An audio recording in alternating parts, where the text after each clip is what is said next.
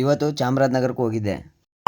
Hello ನಮಸ್ಕಾರ, ನಾನು ನಿಮ್ಮ ಪ್ರೀತಿಯ ಪ್ರೀತಮ್. ಗೈಸ್ ಬೆಳಗ್ಗೆನೆ ಎದ್ಬಿಟ್ಟು ಕೆಲ್ಸಕ್ಕೆ ಅಂತ ಹೊರಟೆ ಗೈಸ್. ಹಂಗೆ ನಮ್ಮ ಹುಡುಗರೆಲ್ಲ ಗಾಡೀಲಿ ಹೊರಟ್ವಿ. ಹಂಗೆ ಡಿಪೋ ಸೈಡ್ಗೆ ಹೋದ್ವಿ ಗೈಸ್.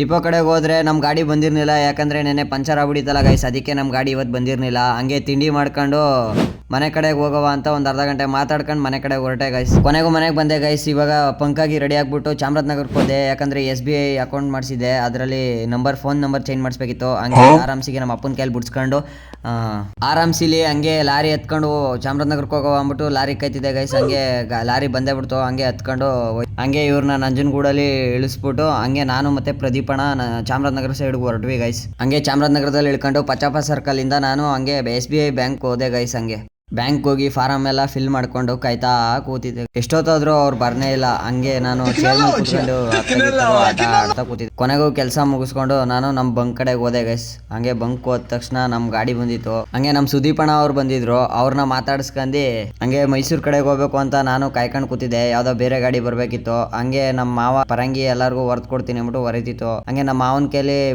ಲಾರಿ ಹತ್ರ ಬಿಡ್ಸ್ಕೊಂಡ್ರೆ ನಮ್ಮ ಮಾವ ಲಾರಿ ಡ್ರೈವರ್ ಕ್ಲೀನರ್ ಇಬ್ಬರನ್ನು ಕರ್ಕೊಂಡು ಹೊರಟೆ ಹೋದ್ರು. ಹಂಗೆ ನಾನು ಒಬ್ಬನೇ ಲಾರಿಲಿ ಕೂತಿದ್ದೆ ಗೈಸ್.